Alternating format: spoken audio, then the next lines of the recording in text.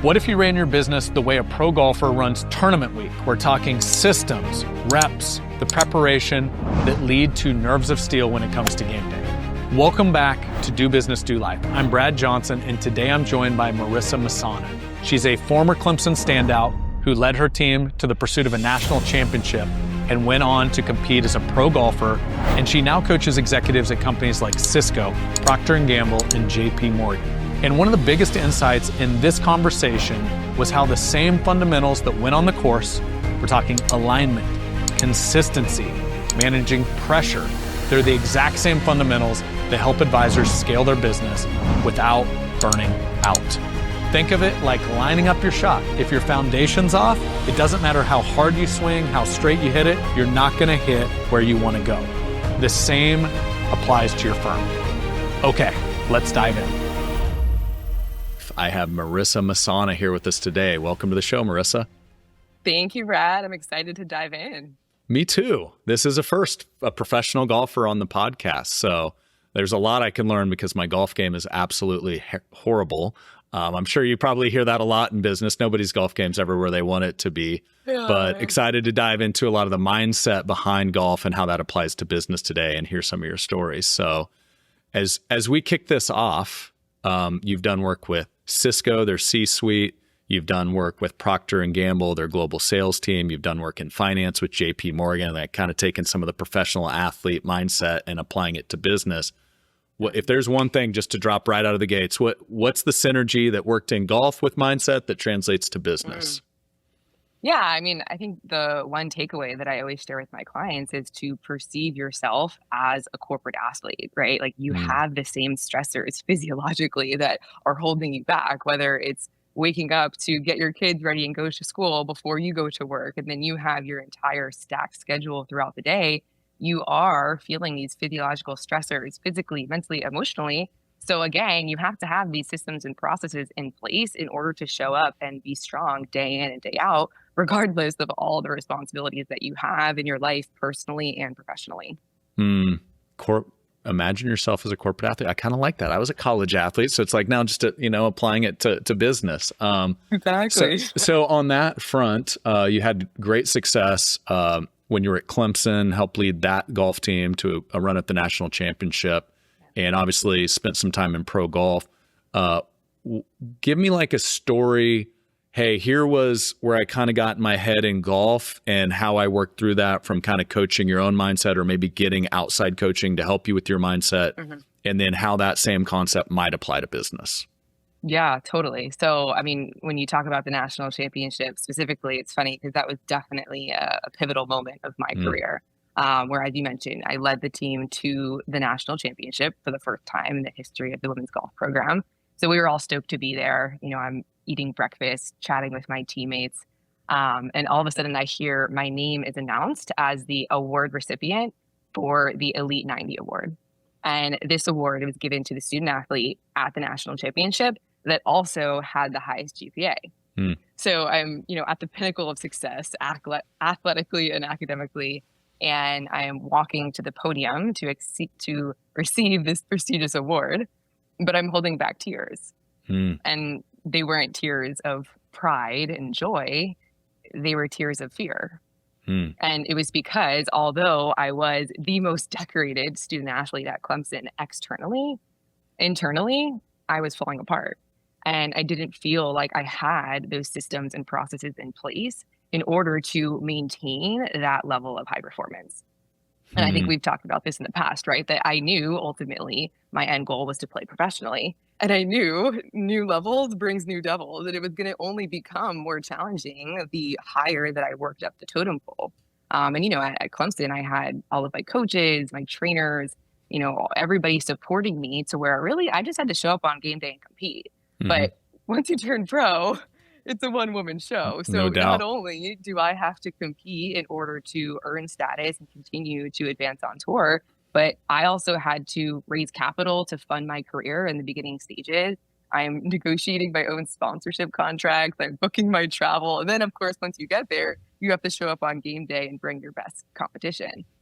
So, I mean, that was really just such a pivotal moment for me to really look at, okay, what are those things that I need to do physically, mentally, emotionally in order to take care of those responsibilities that we all have behind the scenes, as well as showing up strong face forward, whether that's on the golf course, in your business life, or in your personal life. Well, as sheer coincidence would have it, as you kind of told that story of like external success, internal, like it almost sound like burnout, overwhelm. So my wife's sister, so my wife's a head volleyball coach at the high school level, and her sister's actually head sports psych at Kansas State University. And she spoke, we had a little high school, kicking off the year sports meeting last night. And one of the things she was talking about is like the two sides of the spectrum for a lot of athletes, college athletes, of course you were one, of the kind of, on one side, you can have all this anxiety and fear, and it's fear and you're running to it. And on the other side, it can almost be like this adrenaline where you're like over amped up, and either side of that spectrum is not good. And she was talking about kind of this almost zen like neutral in the middle where you're like aware of it, but you're kind of channeling it. Is that part of like that centering? Like how does that resonate with you at all? Oh my gosh, in so many ways. I mean, it's interesting that you say that, because right now what for this year, even one of the themes of me of myself and how I'm showing up this year is rooted, not rushed. And as that stereotypical athlete go mentality, I bring a sense of urgency to everything I do, right? However, I realize that sometimes that strength of mine can also hold me back from really being my best. And so for me, I have to ground myself in that intention from the beginning of the day. And it's almost like this ongoing meditation of like continually bringing myself back to that mantra of being rooted, not rushed throughout the course of the day. Because inevitably you're going to have notifications, stressors, everything that is inevitably going to overwhelm you with your responsibilities. So how can you come back to that center state of, okay, I'm not going to let the external circumstances dictate my inner state, regardless of what happens. Very, very stoic approach. It's like, I'm not going to get worked up over what I can't control. Right. So a couple sound bites that are kind of resonating that I'd love to dive into a bit more. So the new levels, new devils, and then rooted, not rushed, which those two kind of play with each other too. Like, those could work together. So new levels, new devils. Let's go back to that national championship story. You're getting this award, which that was a new level that Clemson had been to, right? And then that you go to another new level, which is the professional athletic side. Sure. How did you go from this external success, internal, like kind of dying inside? How'd you work through that? I mean, did that come out during the national championship, or it wasn't the performance you were hoping for, or like how did that play out? Yeah, so I think that was certainly an awareness moment for myself where I became aware of the fact that something's not right here. I have to make a change in the way that I had been living my life to get to where I want to go next. So it's a gradual process, right, of me becoming aware of, okay, what are those rituals and routines that I need to incorporate into my day-to-day, physically, mentally, emotionally, in order to feel as though I can be resilient regardless of whatever happens. And then this transitioned slowly over the course of my career where I incorporated what I call my mental gym, where what I do is, it all started actually in two contexts, but it all started how when you're on the golf course, after your round of golf, you track your stats, right? How many fairways did I hit? How many greens did I hit? What went well? What didn't go well? And then you make a plan within your training in order to improve whatever it is that you need to do in order to be better for the next round. But I realized that I wasn't doing this for my personal life. And I realized that there were patterns that were in my personal life that I wasn't aware of. So how can I create this mental gym where I hold myself accountable to reviewing my week in the past and thinking about, physically what went well, what didn't go well, and what system or process do I need to implement in order to make sure that I don't make that mistake again. And I always say this, that I think that's what differentiates the amateurs from the pros, the good to the great, whatever industry it is that you're in. It's really becoming aware of yourself and having that awareness to make sure that if you make a mistake, you're not going to compound that mistake, because you're going to implement some type of system or process in your life in order to actually get better from whatever adversity it was that you experienced. So on that kind of that self-awareness, which, is key in business and life, wherever you want to be successful. Yeah. Did you do that? Was this Marisa did this on her own? Like, hey, I realize here's what I'm feeling. I need to change. Did you get some external coaching that helped navigate you through that? What was your process to go from that to come out on the other side? Both. I mean, of course, I have been working with world-class coaches for 15 years on my career in various different aspects, right? But I think what it really came down to was it was a decision that I had to make myself. Your coaches can't give you all the answers. And I think that during that time, I was very reliant on my coaches to direct me on what I wanted to do. And I had set that goal for myself that I wanted to be a professional golfer and I wanted to be the best at what I do. But even though I set that goal for myself years ago, as I grew older and as I matured and as I became more familiar with myself, I realized that wasn't really the ideal version of what Marisa looks like. And the lifestyle that I was living wasn't really leading me in that true North Star of the direction where I wanted to go. So that was a goal that I set for myself when I was probably 10 years old, right? And I was still living that truth, realizing that that was really no longer that version of Marisa that I wanted to become. So I had to get really honest with myself about that, which was a very difficult conversation that I had with myself, but ultimately led me to then pivot out of golf and realizing that I didn't need to stay stuck in those patterns that I was creating really throughout, decades of my career, both playing as a junior golfer, collegiate golfer, and then on tour. Okay. So I want to dive in there. Yeah. Because I see some parallels here to the world of finance and a lot of, our audience, they're independent financial advisors, but at their heart, they're entrepreneurs. They're running their own businesses that just happens to be in finance, right? Mm-hmm. And I'm kind of playing with this idea of new levels, new devils, but also oftentimes what I see is you're almost living into an image, sometimes in business, sometimes it sounds like in sports, to where this is what I'm supposed to be. Like as a 10-year-old, I want to be a pro golfer. As a financial advisor, I want to be the one walking across the stage, getting the accolades of the number one in my firm, whatever that may be. Yeah. And what it sounds like you realized is what I thought I wanted to be is not actually who, when I do the deep work, I actually want to be. Is that what happened? Yeah, totally. Yes, absolutely. And, to your point, I had set out to be that professional golfer, but I became very aware that I was building towards the top of the mountain, which was the wrong mountain. So I could have continued to push through and continue to build to get there. But even you've heard those stories all the time where it's like, oh, I've been working for this my whole life. And I realized this wasn't even what I wanted, And so it was that honest conversation with myself where I said, okay, it's scary to unpack this, right? But let's dive in and let's lean into those challenges or those discomforts that I was feeling. I had a lot of internal dissonance where the internal turmoil was what led me to open up the can of worms and see, what's really going on there. But through that process, that's where the gold lies. And that's where I uncovered what my true values are, what actually excited me, what fires me up. So where I'm waking up every day really stoked to build towards that vision of myself that is genuinely aligning with my gifts, my strengths, and my values, which I uncovered through this process. All right. So I want to get real talk here because this conversation is very timely. I was just talking with a really good friend 2 days ago. Okay. And I see this happen a lot in finance. And I'd love to, I think your journey can parallel and maybe help some advisors out there kind of hitting that same inflection point. Yeah. I'd call it almost like an identity crisis a little bit, right?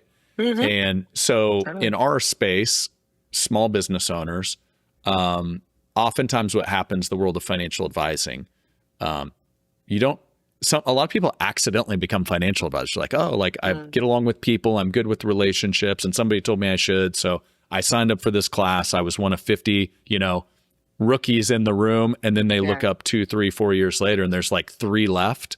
And they were one of the survival of the fittest, Sure. And so then they go down this very solo journey of really, it's all on my shoulders.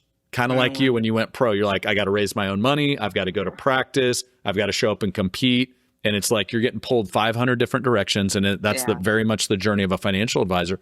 And then once they hit a certain level of success, I've got some clients, I've got some revenue coming in the front door. It actually starts to cave in because they're a victim of their own success. They're like, there's not enough of me to go around. Yeah. And what I see is this identity crisis because it's been a me game, an I game. solopreneur. And to get to the next level, they have to step into business owner. They have to step into CEO world. And what happens is it's hard. It's new rules. It's like now they go to the bottom where it's like, now I have to grow leaders. I have to empower others. I have to have career tracks and a vision. And oftentimes I see when it gets hard, they're like, oh, this is too hard. I'm just going to go back to what I know. So can you speak to that? Did you have any of that in your journey, this kind of tug of war that you were dealing with, and how did you get through it? Oh my gosh, my mind goes in so many different directions. Yes. I mean, the first thing that I think of is like that internal thermostat, which you may have heard that before, right? It's like, are you acting as a thermostat where you set the temperature of the room and you feel like you have that glass ceiling where once you hit 78, you like bounce back down. But like, that's the threshold where you have to break through. And it's all about getting comfortable, being uncomfortable, whether you're in sports or whether you're in life, like when you are uncomfortable, when you're pushing those boundaries, it's going to cause some discomfort, but you got to be okay with that and know that that's part of the journey. And you got to get comfortable feeling. As an entrepreneur, are you kidding me? The most successful people have the most failures behind them, and realize again, by going back to that mental gym, which is a ritual of mine that empowers me through those failures, because I know that I'm just going to take that leap, but I know that I'm also going to be disciplined to learn something from that. So if it works, hell yeah, that's great. If it doesn't work, okay, on Sunday, I'm going to sit down and unpack why that didn't work and then learn what I'm going to do moving forward in order to increase my confidence and my competence and my capacity as I grow. So I am like a huge advocate of always leaning into those challenges, leaning into the discomfort and realizing that that's where the success will lie on the other side.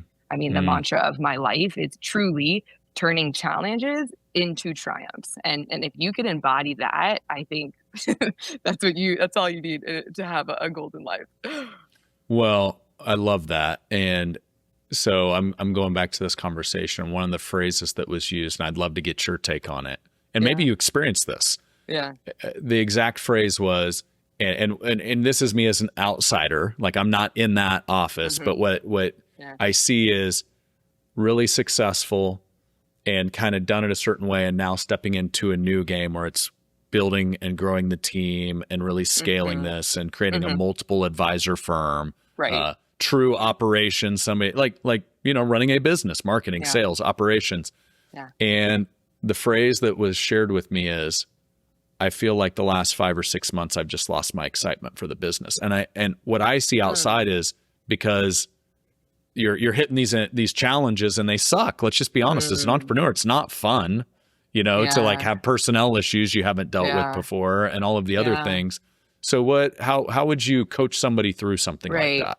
Right. I mean, I'm just reframing that all the time. Like, we know that there's going to be challenges on the path of excellence. And so it's just accepting that you got to be along for the ride, right? And if you're not, then maybe you're not cut out for that. And that's okay. Not everyone is meant to own their own business. But what I always encourage you to do is uncover what are your true passions and what are your true values and interests, and where are you most curious? Like, where do you find yourself procrastinating and learning about certain emails that come in? Like, what are those topics? And then align your calendar in order to be able to dive into those topics. And what are your strengths? And align your calendar to line up with those strengths, and then delegate the other things that don't align with your strength to other people on your team that their strengths do align with those tasks, or hire the right people to where their strengths are in alignment. So that's where I think the energy audit comes in, of just becoming familiar with yourself and what your genuine interests are, in order to create a lifestyle that aligns with that zone of genius, those passions, skills, and interests that you uncover through the journey. So when you say energy audit, can you explain what that means? Yeah, sure. So what I do is that I write down every task that I'm completing throughout the course of the day. And then at the end of the day, I'm putting the tasks that energized me, that I felt excited to complete, in green. And the ones that I were like, this task was horrible, I'm going to put that in red. And then I'm slowly starting to delegate those red tasks to other people in the world that actually enjoy doing those tasks, right? So it's just optimizing the intelligence of every individual person to make sure that they are in their zone of genius for the majority of their life, hopefully. Yeah, that makes sense. I mean, some of this stuff isn't rocket science. It's just like do the work, right? Exactly. It's really all it comes down to. It's like having that framework and being disciplined to follow it. And that's what is beautiful about the simplicity of this, whether it's in life, business, and sport. It's like, having sound fundamentals and doing the small things that lead to profound results. Okay. I'm going back to golf because, as you know, in finance, there are a lot of golfers. Yeah. And so let's go back to, and maybe it's part of the Clemson journey, maybe it's part of your professional golf journey. But as we go into maybe like a story that from your actual career, it can be, hey, crushed it here, and this is what led to an awesome outcome, or didn't crush it here, and this is the lesson learned and how I, pivoted from there. Do you have a story that kind of could be a business lesson that we could share? And by the way, if you want to throw in a golf tip or two, we've got a lot of golfers out there. They're probably like, oh, free golf tip from a former pro. That could be cool. So any thoughts there? Okay. Yeah. So where I would go with that, kind of piggybacking on the sound fundamentals, is that's something that is truly an important fundamental mantra for me, whether it's on the golf course or in business. It's really leaning into those fundamentals and making sure that you have a strong foundation. And so what I mean by that is on the golf course, before I go out onto the golf course, I'm putting an alignment stick down right by my club face every single time I go to the range in order to make sure that I am aligning in the direction of where my target is, where I want to go. And then I'm making sure that my feet, my hips, my shoulders are all parallel left of that target. So alignment, the fundamentals are key, right? And then I know that I can just trust my body mechanics from there and the years of coaching and training that I've done.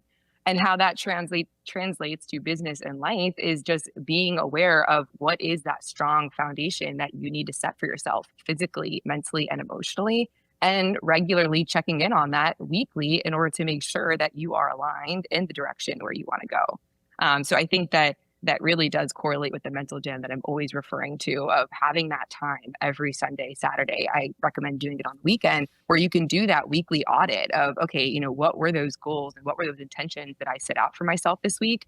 What went well? What didn't go well? And then what do I need to adjust moving forward in order to continue to grow and compound the work that I am doing?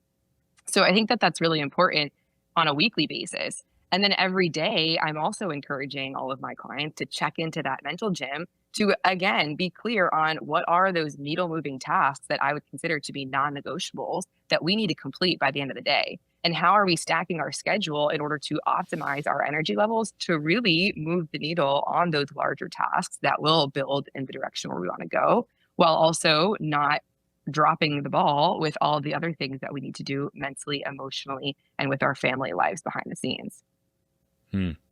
You know where my head goes a bit. First off, I'm a horrible golfer. I played football in college and played my first round of golf, I think, after I graduated college, and also played baseball. And I just take a decent baseball swing, and that's my golf swing, which is not good. I hear. Oh, no. I know you have a boyfriend that's a baseball player, so I don't know if you've dealt with that with his friends or not. But anyway, so I'm going back to a golf story. I went out to Pebble Beach for one of my buddy's 40th, and I should not have been on that course. Much too nice of a course for my golf game. But I have a horrible slice, and I've just learned how to play it. So instead of my lining up, parallel with where the fairway is, I go like a 45-degree left and play the I know, I'm telling you, if you end up showing up at a Triad golf experience, we got a lot of work to do. But I'm tilted like at a 45 left, so that the slice, makes its way back to the fairway. But where my head goes, and my friends really enjoy it, and it's entertaining to them. I could give Charles Barkley a run for his money when it comes to golf swings. But anyway, so where my head goes with what you just shared, you've got an alignment practice because obviously you want your body aligned with where you want the golf ball to go.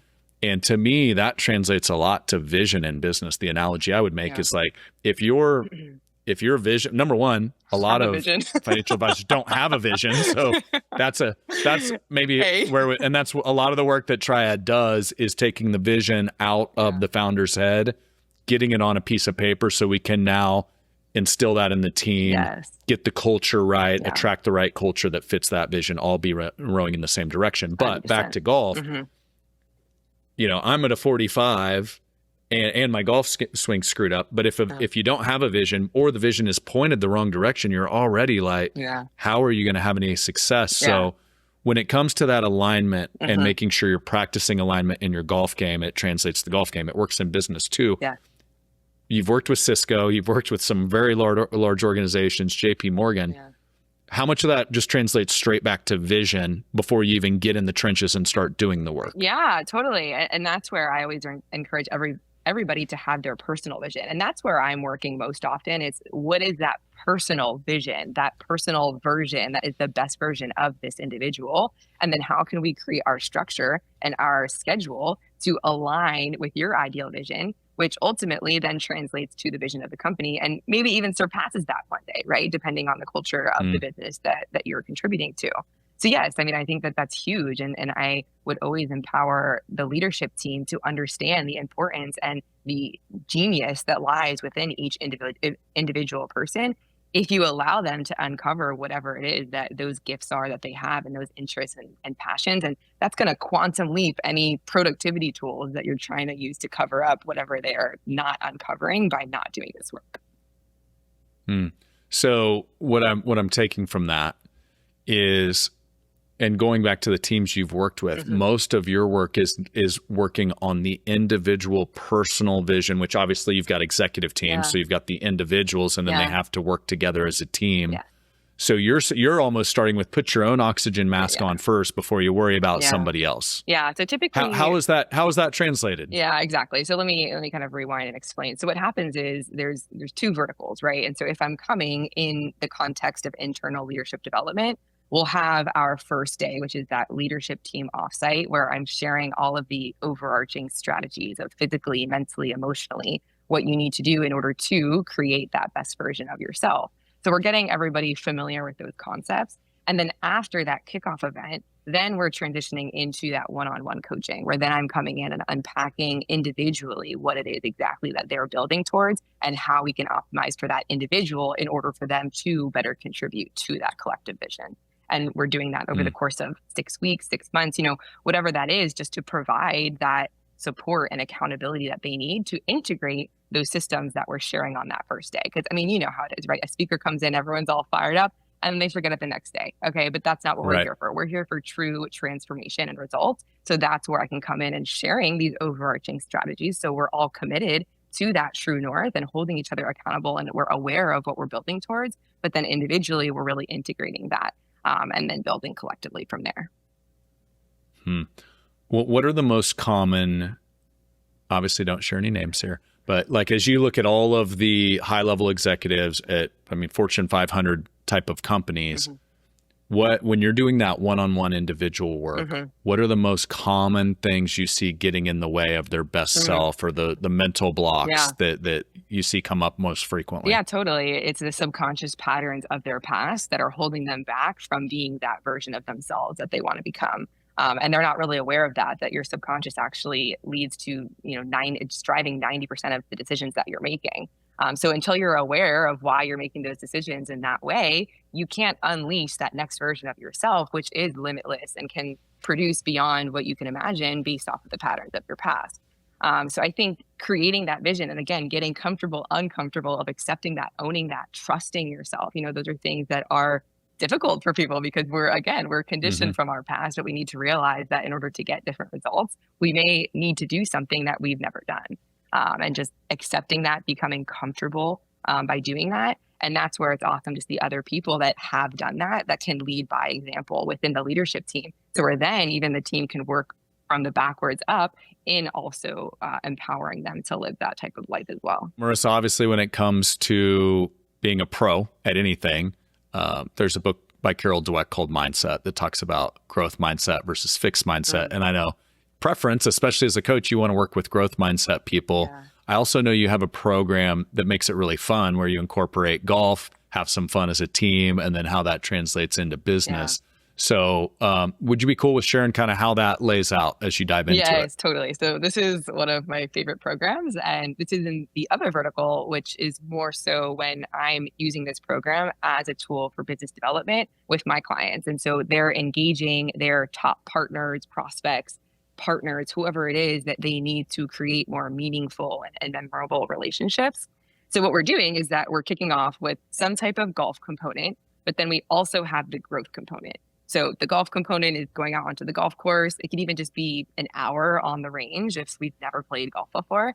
And then we're transitioning into the growth-oriented discussions. And my favorite format is where we're doing this, where I'm facilitating roundtable discussions over growth-oriented topics. So this is really intellectually stimulating, and it's also allowing for me to share some of the challenges that I experience, as well as the solutions that I've created, where then those that are at the table then also feel comfortable sharing some of those challenges that they've experienced, where we're creating this collective genius of all the rich experience that we have in the room, which is a super cool environment and really creates that memorable and meaningful experience that we need, especially with financial advisors and within the financial services industry.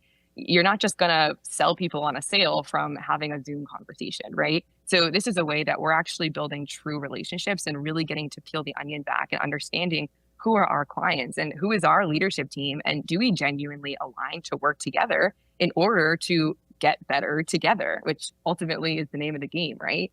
So this is a super rewarding format that I really enjoy, and it leads to the retention and the referrals and really the trusted relationships that we need in order to compound and grow better together over time.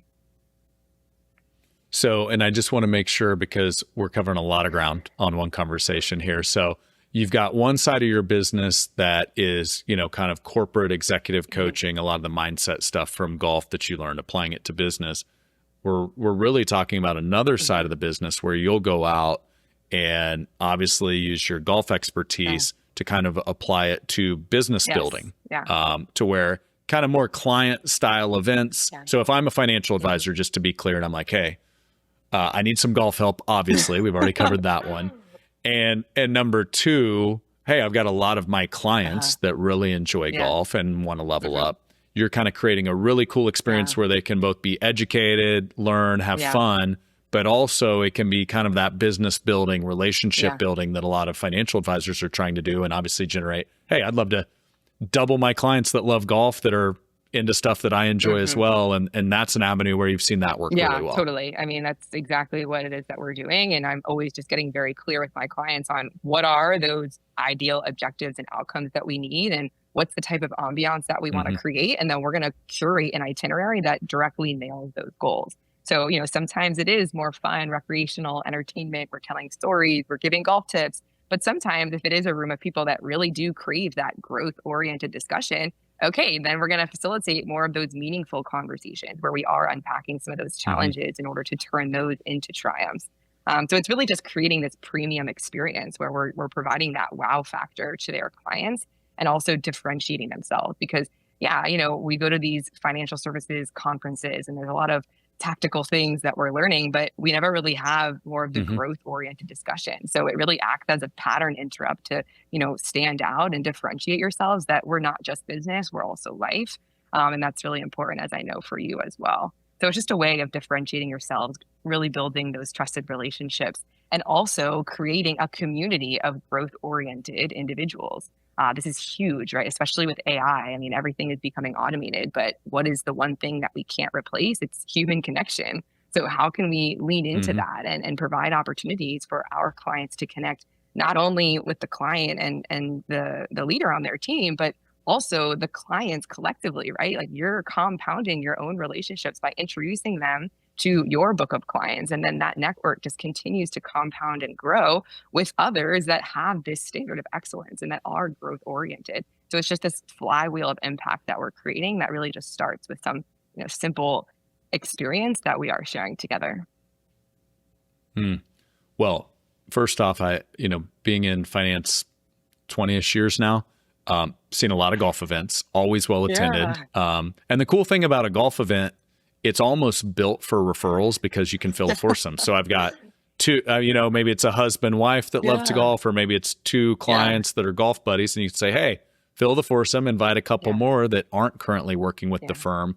So if you were going to give some tips of like, here is how to throw, if you're an advisor and you want to create a golf event that brings in referrals, kind of clones your favorite clients, what are like, these are the staples of an incredible golf event, or maybe your Marissa's style of what an incredible golf event would look like? Yeah, totally. I mean, I think, again, I'm really curating every experience to be very intentional. So what are those end outcomes that we want to nail, and what's the ambiance that we want to create? And then we're going to work backwards from there. So it's always going to be different based on the type of client that you're working with. So I think what it comes down to is uncovering what are those true interests and passions of your clients, and then making sure that you're providing experiences that align with those interests that they have. So, I mean, what you can do is take them out on the golf course casually to begin, ask those intentional questions that will unpack and understand who they are as a human, not just what their financial goals are, but what do they care about? What are their drivers? You know, what fires them up every day? And then how can we create an experience moving forward where this may be more structured, where we're bringing in other clients, other referrals, whoever it may be, to create a shared experience that aligns with those interests and passions that they have. So like if we had a high level agenda, I hear you, and it's like, well, each one's custom, which is awesome. That's what everybody wants. But if you're like, these are the non-negotiables, like we definitely need to hit the range, do some like golf tip 101 as a group. You know, I know everybody loves like, oh, Marissa was a former golfer, pro golfer. So, you know, maybe you set up at a par 3 and you're doing closest to the pin or something like that. But what are like, and that would not be fun, by the way. You're just crushing everybody, I bet. But what are like some non-negotiables? Like these are kind of the greatest hits if I'm doing a golf experience. So there's always both, or typically there's both the golf and the growth component. So the golf component is either 18 holes, 9 holes, or a range clinic for an hour where we're just providing golf instruction. And then the growth component can be a keynote if it's a large group. It could be more of a workshop if the client wants it to be more interactive. Or it could be more casual, which would be the roundtable discussions where we are unpacking any type of growth-oriented discussions, shared challenges, whatever is most relevant to those participants. So those are typically the options where we're kind of plugging and playing, again, based off of whatever those objectives are. Well, and I like how you work to do business, do life. And obviously, you know, we're all about that here. So you're kind of starting with sounds like you're leading with the life side, which is the golf and have fun and connect, build relationships. And then the golf is a way to just kind of drop those barriers, right? Have a shared experience, get people comfortable being uncomfortable on the golf course. Because as we know, golf typically levels the playing field, regardless of whether you're a CEO or just starting up in the company. It's a very neutralizer, equalizer for everybody, because it is a humbling sport at times. So again, it just leads to a great transition to then get a little bit vulnerable and then really unpack those meaningful conversations and discussions that we can have that lead to those trusted relationships. Okay. If you were to guesstimate in your life to this point, how many hours do you think you've spent on a golf course? Just throw a number out, just a random guess. As a kid, my parents would drop me off at like, you know, whatever time it was every summer, and I'd be there practicing all day, every day with my brother. So I probably spent more hours on the golf course than anywhere else, for sure. I don't even know what to answer. Is it like half your life at this point? Probably. I was a range rat, you know, so I was one of those that loved practicing. And I remember there was one year I was probably like 12 years old. I was like, oh, I can't miss a day without going to the golf course. And I remember it was like 100. At 12? I was pretty intense. I've always been pretty intense. Wow. If there's one word to describe me, it's intense. And I've learned how to manage that, right? Because as we all know, your biggest strength can also be a curse. So as a kid, that's how I was. It was like all or nothing. And now I've learned how to reel it back and ramp up the RPMs when I need to, but also turn it down, to the point that I think you made earlier with your aunt or your sister-in-law that was talking about that spectrum and just being able to manage yourself and be aware. So you, compared to the general population, that's 0.001% of hours on a golf course. What is it as, like, even as a guy that sucks at golf, there is a mystique, this magic about playing 18 with somebody. And one of the things I've seen in business, to your point, it's a levelizer, it drops the guard. But what is it because, you know, you go to a baseball game, you get a suite, you're there for 9 innings, you've got plenty of time to connect and have relationships. Same with the football game suite. But golf is just different. What makes golf different from as a connector sport from all the others? Oh, totally. I think it's a shared challenge. And that is such an eye-opening experience for you to see, how do other people handle adversity? You know, it's like a petri dish of 18 holes where you get to throw them in the ringer and see how they handle that. I mean, there was a quote that I heard, I don't remember at what point it was in my career, but it says, true character shows in how you respond when things don't go your way. And listen, when things are great, everyone's great, right? But when things are not going so great, how do you handle those circumstances? And that is what defines your true character.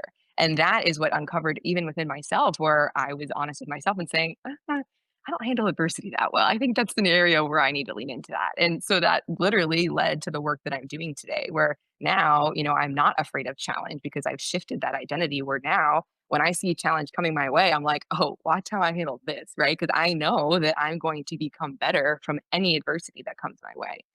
So having a shared mentality of someone of that caliber is pretty impressive. And so when you can uncover that on the golf course, that speaks volumes. It's we were just in Maui for one of our experiences, and one of the things we were talking about, Jason Khalipa, I don't know if you've met him, former CrossFit Games champion. He's obviously dealt with some adversity when you're doing CrossFit at the level that he was.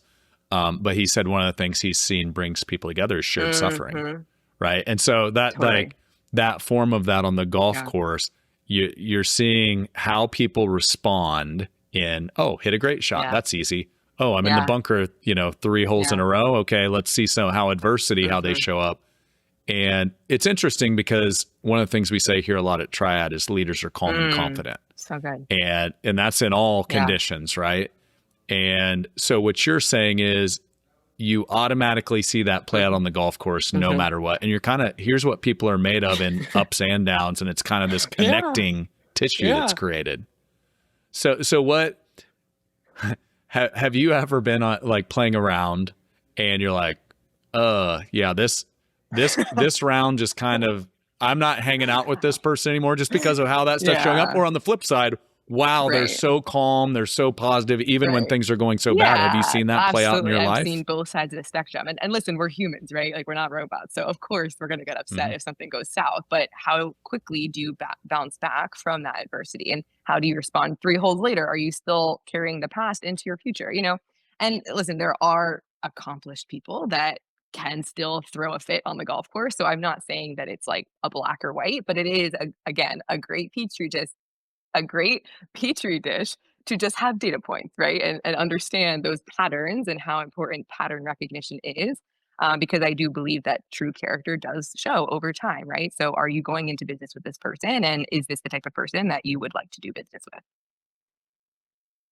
with? Yeah, you're making me think, because I'm looking at, like, Tiger. Obviously, everybody sees him as one of the GOATs, if not the GOAT of pro golf. He was pretty emotional on the course. Like, he hits a big shot, you got the big Tiger fist pump. And then you look at, like, Scotty Scheffler right now. He's pretty stoic all the way across. So what do you think that's just, hey, that worked for Tiger, so go with it. This works for Scotty. Like, how much of the balance is there? I think that there is value in releasing that anger, releasing the emotion, but does Tiger compound that mistake? No, that's going to drive him to then recover even better on the next one. And that's what differentiates him from those competitors that weren't at his caliber. So I understand the value of, again, releasing the emotion, but is that one mistake going to lead to future mistakes? Is it going to compound? Is it going to lead to whoever it is that you're playing with now becomes horrible company for the rest of the back nine? Those are more of the data points that I'm looking for that are uncovered through golf. Yeah, it's they say, like, some of the best golfers have the shortest memories, right? Like quarterbacks in the NFL. You throw a pick, better come back next series and just forget about it and go out and execute. And I also want to acknowledge I think that's victory is also something that you experience on the golf course. We don't always have to look at the negatives, right? Like, there's something to be said that on the golf course, if you win together, hell yeah, that's fine. So yes, it does uncover those challenging situations, but it also does provide a platform for you to have shared triumph, which is very rewarding as well. Yeah. On that note, some of my favorite golfers to golf with, and I don't play that much, but they're, like, so positive and, like, you hit one good shot out of every 7. They're like, great shot, man. And it's like, thanks. I'm glad you didn't say anything about the other 6, but you see, you see almost like this inner what a person's made of come out on the golf course. And that's what I wanted to acknowledge as well. It's not always the adversity. It's also how they handle it. Are they that type of person that is going to say good shot? Are they going to go rake the bunker for you after? Are they showing those small deeds of kindness that are really great data points to understand about a person? And again, we can uncover that through golf. Okay, so you just gave a few tips there. So if I'm playing around with a client or a prospective client I really want to connect with, obviously, we're saying positive things. It's golf etiquette. Where maybe we're raking the bunker when they don't ask. What would be other things you're like, hey, these are things you should do if you really want to connect with somebody on a golf course? Do you have some? Showing great etiquette is getting the flag, right? If you're always the one that's going to pick up the flag after everyone finishes putting, there's something to be said for that. Make sure that it's a shared experience where everyone is always, contributing and making sure that they're getting the flag. So, I mean, it's really just good etiquette. And like you said, raking the bunker, that's another really kind act or gesture that if someone does that, it's like, oh, that's a good dude, So those are just small things that, again, I think are good data points to take note of. So when you're on the pros, because I mean, they're like, actually there's golf etiquette that's like, hey, you should do this. And then in the pros, I feel like you absolutely have to do it or it might be a penalty or something. Okay. So what's the professional etiquette when it comes to when somebody is putting? Where should you stand? Should you be behind them, out of their vision? Should you be to the side? Does it matter? You should never stand behind somebody. You should always be out, I guess, be perpendicular to them, because it could be distracting if you're in their eye line, either through the hole or behind them. Okay. And then what about driving? Same thing when you're on the tee box? Okay, so you're always just going to be like out of their line of vision is proper etiquette. Exactly. Got it. Okay. Are there any other things as you became a pro, you're like, oh, I had to learn this. Shoot, I didn't know. Like this is like professional golf etiquette. No, I mean, at that point, you've been playing golf your whole life. So there's nothing really crazy that goes from being an amateur golfer to becoming a professional golfer. It's more so the transition from being a beginner golfer to then becoming either a recreational or a corporate golfer that you need to be mindful of the etiquette. So one thing that is important is to never step in the line between the person's ball and the flag once they're on the green. So that's very important and shows good etiquette as well. Is that just respect, or could that actually jack somebody's putt up? Jack someone's putt up, because if you have your footprint in their line, it could hit the grass funny and then go offline. Totally. What is it allowed? Sorry, now I'm just being a nerd when it comes to golf. Is it allowed you can't brush the green between the putt? So that rule changed. Yeah. Oh, it did. Earlier in my career, you were not able to do that. And then they changed the rule. And honestly, every few years they're changing the rule. So you have to continually stay updated on little intricacies like that. So you can actually, if I'm on the green and you see, hey, there's a little pebble or twig or something, you can brush it off. Or back in the day, you couldn't even adjust it at all. It depends if it was attached to the grass or not. If it was a pebble, you can remove a pebble. If it was a piece of grass that you had to break off of the ground, you weren't allowed to do that. Interesting. So many intricacies when it comes to playing games at the highest level. What are other common things you see beginner golfers mess up? Yeah. I'm just thinking I'm now hosting a party with my clients. It's like if you order a nice bottle of wine off the menu, you don't want to look like an idiot, right? What are common things you see beginners mess up and they just didn't know any better when they're trying to do golf the right way? Don't drive on the green. I've got that one. Yeah. If you're on a cart, what other things do you see often? To see it and then call it out rather than just off the top of my head. So it's whoever is farthest away from the hole is the one who goes next. And then another rule of thumb that's important to keep in mind is whoever had the best score on the prior hole tees off first on the next tee box. So that's another thing to keep in mind. The one I see all the time is everybody, sometimes, especially if you're spraying balls all over the place, everybody's kind of in their own little world. And you see the one abused where it's the furthest one back is supposed to hit, where people are just hitting from all over the place. So, although whoever is farthest away is supposed to go first, if you agree as a group collectively in the beginning of the round, hey, we're just going to play ready golf, then you're golden and you won't be perceived as rude. But there are some traditional golfers where if you just go ahead and tee off and you're just on your own rules, they will take offense to that. However, communication is key, whether it's in golf or in life. Just communicate the ground rules, and then you're golden. Yes. Yeah. Here's what we're doing. We're not teeing the ball up when nobody's looking. You know, the standard favorite like cheater when nobody's looking. Okay. So last question, and then we'll get to the final question. This has been a lot of fun, Marisa. So I really appreciate it. Okay. So back to connecting on the golf course. Sometimes people make little fun bets, you know, maybe they gamble, not on the pros, obviously, but, you know, just buddy golf. What is your favorite golf game to play when you're out with friends that's fun and like leads to connection? It doesn't have to be dollars changing hands, but what's your favorite golf game that connects everybody and is a good time? Funny. So transparently, I am like the worst at sports betting. So I delegate that to somebody else on my team. As I mentioned, I stay in my lane. So I consider my zone of genius asking intentional questions and hitting good golf shots. And then I delegate the stakes elsewhere. Yeah. So it's like whatever game they're playing, you're just like, I'm going to golf, you keep track of it, and I'll just have fun. If you're playing Wolf, whatever game you want to play, I'll just hit the shots, and then we'll go from there. And I ask the intentional questions that get everybody connected through 20 questions with Marisa, is what we call it. Not quite, but we joke with that. Okay, so what's this? This is like a question a hole where you're just going? Is that what really you do? Structured, of course, you kind of read the room, right? Some people do really enjoy those conversations, and some people are like, listen, I'm a competitor. I'm here to play golf, and I don't want to talk about all these deep conversations about your life. So you got to know your audience. However, for those that are more interested in those thought-provoking conversations, hell yeah, you can unpack some really great stories about a human by asking intentional questions over the course of the round. I remember just with a client event a few weeks ago, after the round, I learned such a cool life story about this guy. And his coworker was like, wait, you know that all that happened? I'm like, yeah, like we got into it. It was the coolest round of golf, understanding what he came from and the person that he's become now, which I would have never known that if I was just sitting across a desk from him or even at a dinner party. You know, these types of conversations aren't really going to come up when you have a small 45-minute container. But when you have 4 hours to have fun with someone, see how they handle adversity, and then you ask a question that's correlated with their past experience, then you see who they really are and why they're such an incredible human and why you want to work with them, and then help champion them towards whatever goals it is that they're building towards. Very cool. Well, it's funny. We do that at our family dinner table where we'll do table topics. Yes. It's like these little cards and you can ask questions. That's so where it started. 100%. Great questions. Yes, was it? Table topics was what did it for you?